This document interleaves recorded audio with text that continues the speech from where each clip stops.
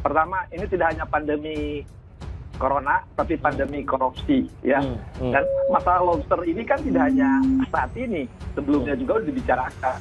Kebijakan yang dahulu, Bu Susi, dan yang sekarang itu ada permainan dan nilainya sangat besar. Jadi ketika KPK mengintip dalam tanda petik dan dengan izin Dewan Pengawas, tidak aneh bagi saya, ya, itu nilainya sangat besar. Cuman mengerikan sekali lagi kalau setingkat menteri, ya, yang teriak-teriak kemarin dengan dalihnya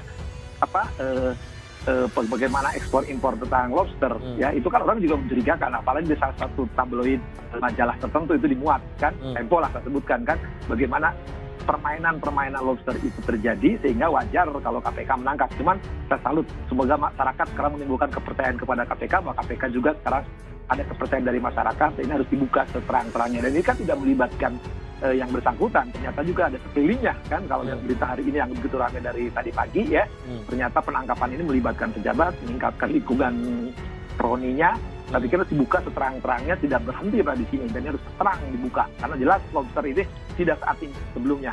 Yang lebih penting lagi, ya, lebih penting lagi, saya pikir ini keberanian KPK yang ditunjukkan kepada publik tanpa pandang bulu siapapun, dan saya kira Presiden harus terang benderang, harus membuka kalau menterinya yang terlibat korupsi, dan ini fatal sekali. Breaking news, Menteri Jokowi ditangkap KPK. KPK tangkap Menteri KKP Edi Prabowo. Kumparan.com. Saya yakin, super yakin, aku yakin, kalau sampai KPK ya mengorbankan, ya, OTT ini lebih lanjut, itu resikonya besar. Saya tidak sembarangan setingkat menteri dilakukan OTT. Kan OTT sekarang itu harus izin dari Dewan Pengawas. Dewan Pengawas saya pikir sudah tahu dan mengizinkan, dan ini harus diproses. Saya yakinnya bahwa KPK akan memproses. Kalau sampai tidak diproses, itu pertaruhannya sangat besar bagi KPK. Satu itu pertama. Yang kedua lebih penting, ya, bahwa dengan tertangkapnya seorang menteri oleh KPK, ya, tidak sembarangan. Tapi pasti ada diketahui oleh petinggi-petinggi negeri ini. Yang kedua itu. Yang ketiga, ini bermainnya pengusaha dan penguasa ini kan cerita lobster ini tidak saat ini, yang lalu. Bahkan saya bertahun-tahun yang lalu ketika ngajar di Lemhanas sudah saya katakan kejahatan bagaimana di laut ini, ya, bagaimana di perairan ini saya katakan permainan ini. Dan ini berlanjut, ya.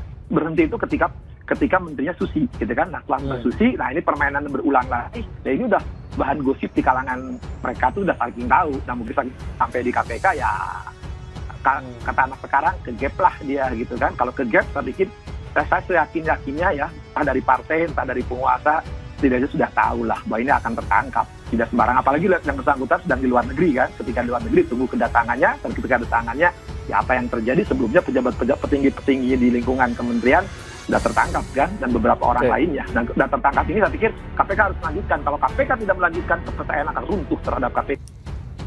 KPK melakukan operasi tangkap tangan atau OTT terhadap Menteri Kelautan dan Perikanan Edi Prabowo. Edi diduga diamankan terkait kasus korupsi. Seorang sumber kepada Kumparan menyatakan ia melihat Edi Prabowo beserta istri dan beberapa orang lainnya dibawa ke KPK pada Selasa 25 November dini hari. Sumber itu mengatakan tampak juga ada Novel Baswedan yang merupakan penyidik senior KPK yang terlihat bersama rombongan. Kumparan masih mencoba mengkonfirmasi hal ini kepada pimpinan dan juru bicara KPK. Saya di luar kota, coba tanya Mas Ali, kata Wakil Ketua KPK Lili Pintauli saat dikonfirmasi. Belum diketahui latar belakang kasus dari penangkapan ini, namun diduga terkait dengan aktivitas di Kementerian Kelautan dan Perikanan. KPK disebut tangkap Menteri Edi Prabowo terkait ekspor benih lobster. Komisi Pemberantasan Korupsi disebut menangkap Menteri Kelautan dan Perikanan Edi Prabowo pada Rabu dini hari 25 November 2020. Penangkapan ini disebut atas dugaan korupsi ekspor benih lobster atau benur. Menurut sumber Tempo, Edi Prabowo ditangkap KPK di Bandara Soekarno-Hatta sepulangnya dari lawatan ke Amerika Serikat. Ditangkap jam 01.23, kata sumber Tempo, Rabu 25 November 2020. Wakil Ketua KPK Lili Pintauli Siregar yang dikonfirmasi soal penangkapan ini belum bisa bicara banyak.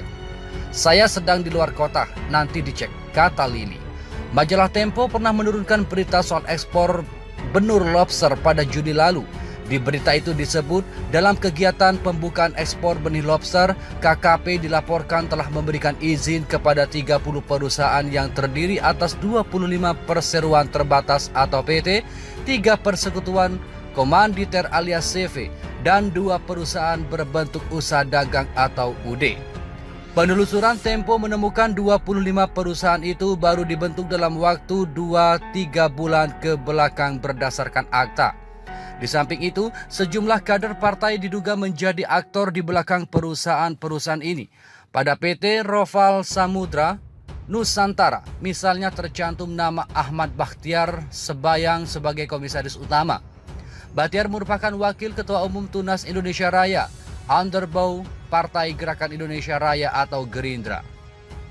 3 eksportir lainnya juga terafiliasi dengan partai yang sama. Ada pula nama Fahri Hamzah, mantan wakil ketua DPR sebagai pemegang saham salah satu perusahaan, dan tertera nama lain dari Partai Golkar.